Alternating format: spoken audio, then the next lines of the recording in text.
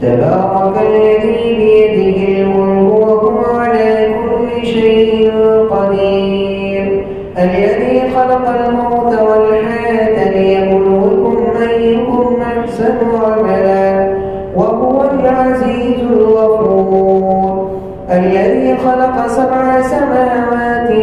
طباقا ما ترى في خلق الرحمن من تفاوت فارجع البصر هل ترى من فطور ثم ارجع البصر كرتين ينقلب إليك البصر خاسئا وهو حصير ولقد زينا السماء الدنيا بمصابيح وجعلناها رجوما للشياطين وأعتدنا لهم عذاب السعير وللذين كفروا بربهم عذاب جهنم وبئس المصير إذا ألقوا فيها سمعوا لها شهيقا وهي تفور تكاد تميز من الغيظ كلما ألقي فيها فوج سألهم خزنتها ألم يأتكم نذير قالوا بلى قد جاءنا نذير فكذبنا وقلنا ما نزل الله من شيء إن أنتم إلا في ضلال كبير وقالوا لو كنا نسمع أو نعقل ما كنا في أصحاب السعير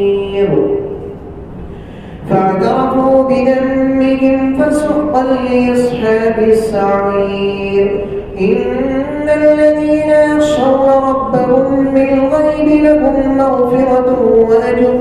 كبير وأسروا قولكم أو اجهروا به إنه عليم بذات الصدور ألا يعلم من خلق وهو اللطيف الخبير هو الذي جعل لكم الأرض ذلولا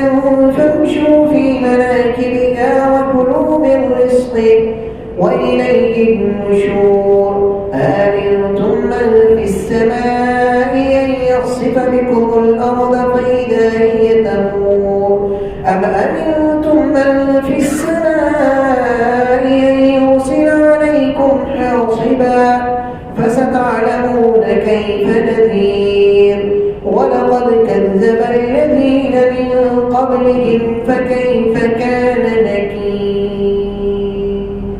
أولم يروا إلى الطير فوقهم صافات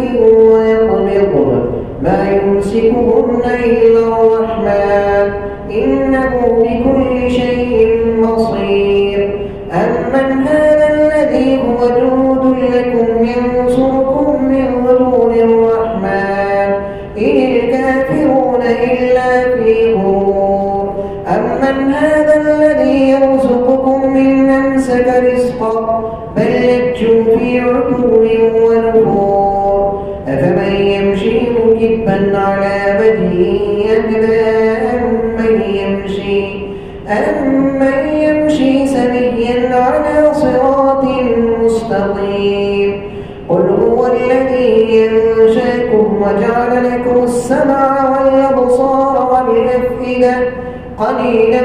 ما تشكرون قل هو الذي ذرأكم في الأرض وإليه تحشرون ويقولون متى هذا الوعد إن كنتم صادقين قل إنما العلم عند الله وإنما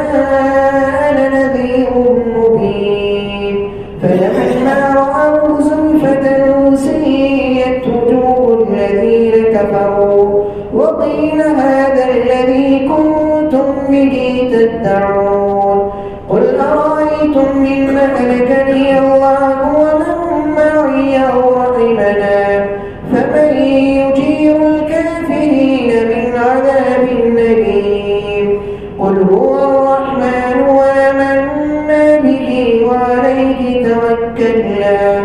فستعلمون من هو في ضلال مبين قل أرأيتم من أصبح ماؤكم غورا يأتيكم بماء